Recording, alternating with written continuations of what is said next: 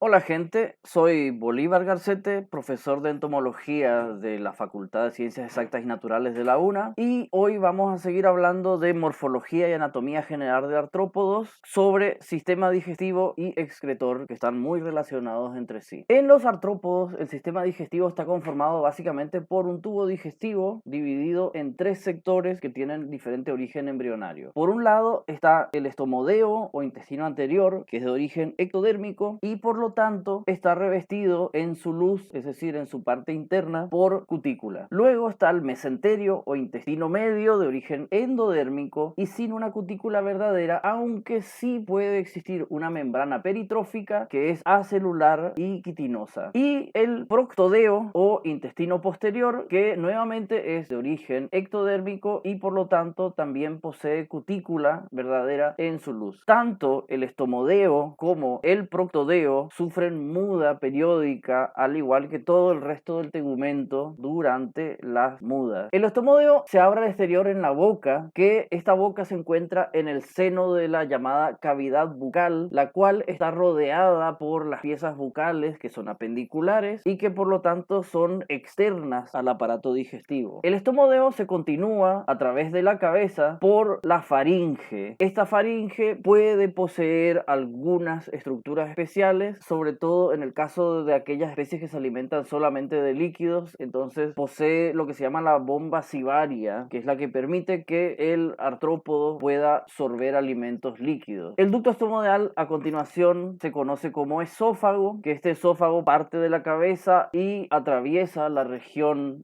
torácica formando un ducto estrecho. Cabe destacar que las glándulas salivares, al igual que las piezas bucales, son independientes del tubo digestivo y se abren en la cavidad bucal por debajo de la hipofaringe. O sea, tenemos acá el estomodeo, el ducto digestivo, debajo de la hipofaringe y ahí se abre la glándula salivar. Esta hipofaringe es un saliente de la cavidad bucal que se encuentra justo debajo de la abertura de la boca y que en algunos grupos está más o menos desarrollado, siendo un análogo de la lengua. Ya en la región abdominal el estomodeo se ensancha y se forma un buche que es un saco de almacenamiento de alimentos y que generalmente es expansible, a veces muy expansible. En insectos sociales este buche sirve para acarrear alimentos al nido que luego serán regurgitados y compartidos con todo el resto de los pobladores del nido y que por esa razón se conoce como estómago social en ese caso. A continuación del buche se encuentra el proventrículo. El proventrículo es una estructura muscular que se encuentra entre el buche y el mesenterio y que regula el paso de los alimentos del estomodeo al mesenterio. En muchos insectos masticadores que son capaces de deglutir materia sólida, el proventrículo actúa como si fuera una molleja, como la molleja de las aves, poseyendo placas duras en su luz interna que muelen este alimento antes de alcanzar el intestino medio y para evitar por un lado que sea dañado el intestino medio y por otro lado permitir una mejor digestión. En insectos sociales el proventrículo es muy importante porque mantiene separado este estómago social con sus contenidos no digeridos del estómago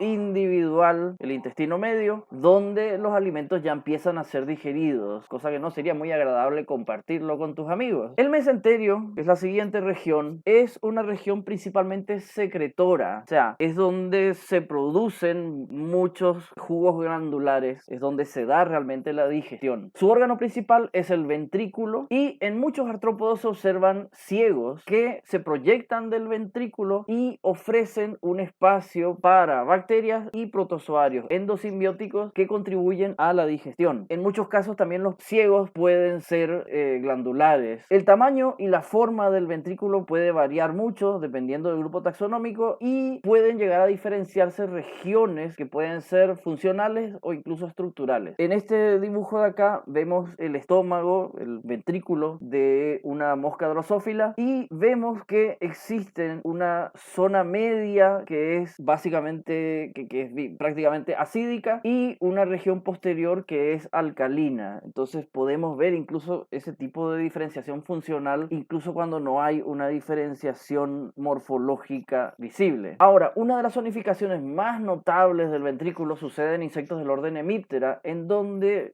¿qué pasa? Ellos consumen alimentos altamente diluidos y bastante pobres en nutrientes, o sea, poseen mucha agua. Y entonces el ventrículo anterior, que recibe el alimento en bruto que viene del estomodeo, está rodeado por una bolsa membranosa que se conoce como cámara filtro, donde el exceso de agua del ventrículo es filtrado hacia la cámara, mientras que el alimento concentrado va pasando al ventrículo medio, que es más abultado y es donde sucede la digestión y la absorción. Luego, estos residuos que se van produciendo a partir de la digestión en el ventrículo medio pasan al ventrículo posterior, que es mucho más fino y que se encuentra girado hacia adelante y entra en la cámara filtro, donde produce unas cuantas circunvalaciones, y de esa manera el ventrículo posterior absorbe el exceso de agua de la cámara filtro, el cual se une a los desechos que vinieron del ventrículo medio. Además, parte de los tubos de Malpighi también se encuentran dentro de la cámara filtro, y una parte del proctodeo también se encuentra dentro de la cámara filtro, y todo eso contribuye a una reabsorción intestinal de ese exceso de agua que se encuentra dentro de la cámara filtro.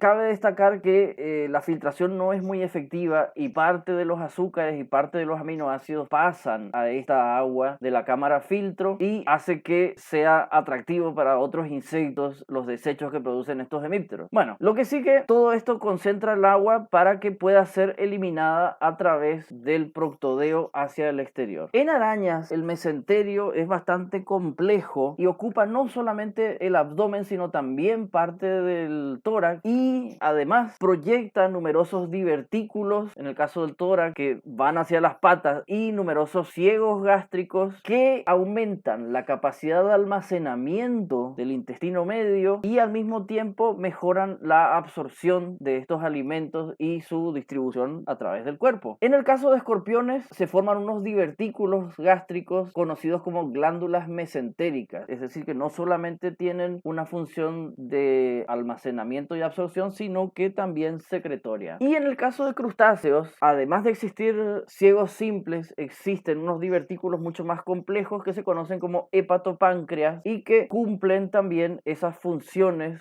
secretorias para mejorar la digestión. Finalmente, vemos el último sector del sistema digestivo, que es el proctodeo. Es la región de descarga de los desechos del aparato digestivo, pero a su vez forma parte del sistema excretor por la presencia de los túbulos de Malpighi. En el proctodeo se distinguen tres regiones: el píloro, el íleo y el recto, antes de abrirse al exterior por medio del ano. El píloro es una estructura muscular que sirve de válvula entre el ventrículo y el proctodeo, y es en el píloro donde desembocan los túbulos de Malpighi. Estos túbulos de Malpighi son los que conforman el principal sistema excretor en muchos artrópodos. Estos tubos son tubos finos que no tienen cutícula en su luz, a pesar de ser parte del proctodeo, y que filtran y excretan los desechos nitrogenados del cuerpo. O sea, son realmente los órganos de excreción del cuerpo. Pueden ser unos pocos o pueden llegar a ser varios centenares. Tras el píloro está el íleo, que es de longitud variable, es lo que realmente parece un intestino, y que finalmente se ensancha para formar el recto o la cápsula rectal, que se abre al exterior a través del ano. Además de servir para desechar los residuos digestivos, el proctodeo es importante en la reabsorción de agua, sobre todo en especies que consumen material sólido o en especies que viven en condiciones de poca disponibilidad de agua, y es el recto principalmente el órgano que se encarga de esta reabsorción de agua. Existen, además de los tubos de Malpighi, numerosos tipos de órganos excretores. Acá tenemos diferentes tipos de tubos de Malpighi. Pueden ser simples, pueden ser pocos, pueden ser muchos, pueden ser ramificados incluso.